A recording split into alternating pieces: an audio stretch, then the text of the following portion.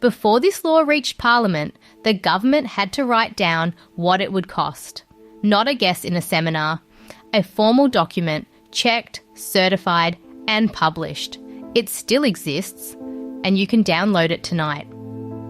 This is part 1 of the money question. What that document is and what it actually says. First, what this document is. When the Australian government proposes major regulation, it must publish an impact analysis. The problem it is trying to solve, the options it considered, and what each option would cost the people being regulated. For the 2024 reforms, the Attorney General's Department wrote that analysis, titled In Full, Reforming Australia's Anti-Money, Laundering and Counter-Terrorism Financing Regime, with consultants Nous Group building the cost model underneath it. And it wasn't just published, it was examined. The Office of Impact Analysis, inside the Department of the Prime Minister and Cabinet, formally assessed it and rated the quality of the analysis exemplary, their word. It was certified at Deputy Secretary level and released in September 2024 alongside the bill at oia.pmc.gov.au, with the assessment letter and the certification sitting right beside it.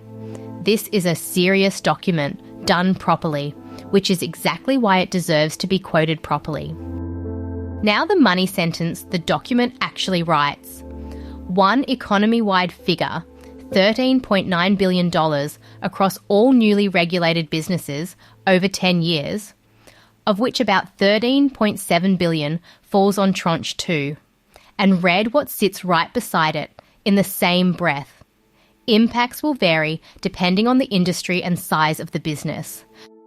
And here is the table the famous per firm numbers come from. Table 19 at printed page 115 of that same document. Reforming Australia's anti-money laundering and counter-terrorism financing regime. Shown here from its own pages. The rows are the obligations, enrolment, the program, customer due diligence, reporting, record keeping. The columns are business sizes by annual turnover, and along the bottom, the totals. $4,500 up front for the smallest firms, rising band by band as businesses get bigger. Keep this table in mind. It is the whole story of part 2.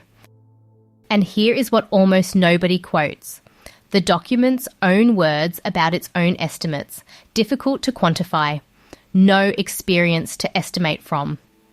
Best efforts of the affected stakeholders, written before the final rules existed, and before any compliance market for these sectors had formed. That is the document the scary numbers come from.